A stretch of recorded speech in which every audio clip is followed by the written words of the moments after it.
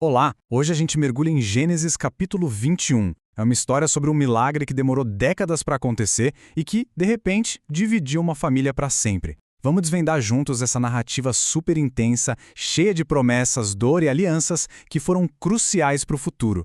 A questão central que esse capítulo levanta é fascinante. Como é que pode um milagre, uma coisa esperada por tanto tempo, se tornar a faísca para um conflito familiar tão devastador? É exatamente isso que vamos explorar. Como a alegria e a dor podem existir lado a lado de uma forma tão dramática. Bom, o capítulo começa com um momento de pura alegria. Uma promessa divina que parecia quase esquecida pelo tempo, sabe? Aquela feita a um Abraão e uma Sara já bem idosos, finalmente se concretiza, desafiando toda a lógica humana. E que desafio! Abraão tinha 100 anos de idade, 100 anos. Isso aqui não é só o nascimento de uma criança, é a manifestação de um milagre puro e simples, algo que vai contra as leis da própria natureza. E então, o que parecia impossível acontece. Sara dá à luz um filho. Abraão segue as instruções divinas à risca, viu? Ele o chama de Isaque e o circuncida no 8º dia, selando a sua parte na aliança. O herdeiro prometido, o tão esperado filho da promessa, finalmente tinha chegado. A reação de Sara é de puro espanto, de felicidade. E o mais interessante é que o nome Isaque significa ele ri, porque é exatamente isso que ela diz, que Deus a fez rir de alegria. É um riso que ela quer compartilhar com todo mundo, sabe? O riso de alguém que acabou de ver o impossível acontecer. Só que essa alegria toda se mostra bem frágil. A festa pelo desmame de Isaque, que era para ser um momento de celebração, acaba virando o palco de um conflito que vai mudar o destino de todo mundo ali. Bem no meio da festa, os olhos de Sara flagram uma coisa que a perturba profundamente. Ismael, o filho de Abraão com a serva Ágar, está zombando. O texto não diz exatamente do que ele zombava, mas para Sara aquilo foi a gota d'água. A reação de Sara é imediata e, olha, implacável. Ela vai até Abraão com uma exigência sem nenhuma margem para negociação. Para ela, a zombaria de Ismael era mais do que uma provocação de criança. Era uma ameaça direta ao status de Isaque como o único herdeiro da promessa. Na cabeça de Sara, não tinha espaço para dois. E aqui a gente vê o dilema terrível de Abraão. Ele fica ali preso entre a exigência inflexível da esposa e a dor profunda de ter que expulsar o próprio filho, o Ismael. O texto bíblico deixa bem claro que a ideia pareceu muito má aos olhos dele. Ele estava genuinamente angustiado com a situação. E bem nesse momento de impasse, Deus intervém. De forma até surpreendente, a instrução divina é para que Abraão ouça Sara. Fica ali estabelecido que a linhagem da promessa vai passar exclusivamente por Isaque. Mas, e esse é um ponto crucial, Deus valida a ação sem abandonar Ismael. A promessa de que ele também se tornaria uma grande nação é reforçada. Pois bem, a decisão está tomada.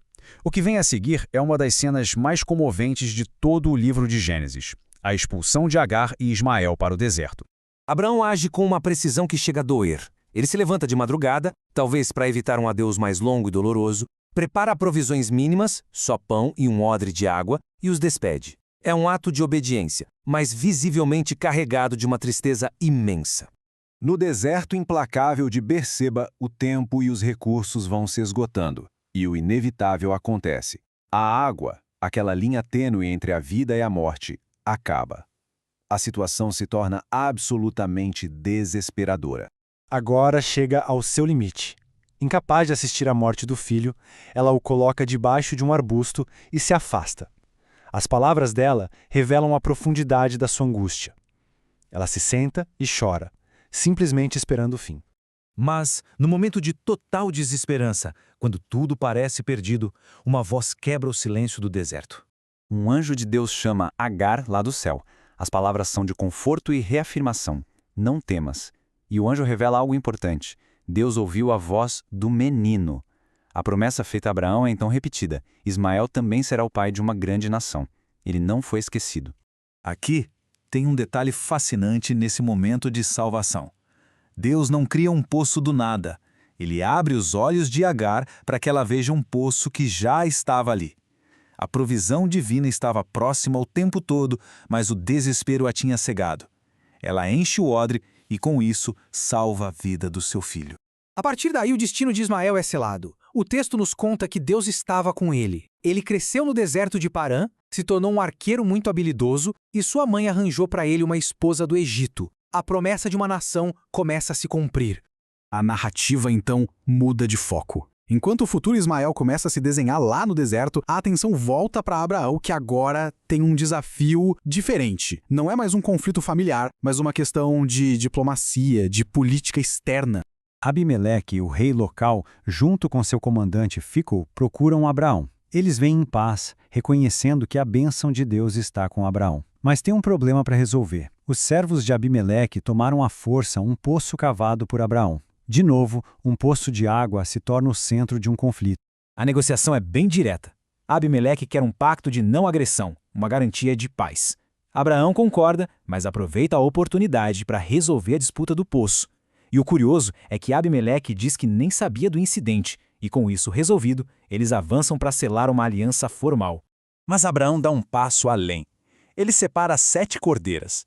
Isso não é um simples presente. É um ato com peso legal. As cordeiras servem como um testemunho público, uma prova física de que foi ele, Abraão, quem cavou aquele poço.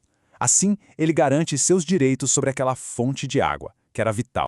E é por isso que o lugar ganhou o nome de Berseba. O nome significa literalmente Poço do Juramento ou Poço das 7, em referência às 7 cordeiras e ao juramento que eles fizeram ali.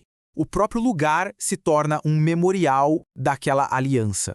E isso tudo nos leva à reflexão final. Este capítulo nos deixa com 2 histórias paralelas. Um exílio doloroso que lança as bases para uma nação e uma aliança estratégica que garante a paz para outra. Fica a pergunta: como esses momentos de separação e de união, de exílio e de acordo, acabam definindo não só o presente, mas todo o destino e a identidade de um povo ao longo da história?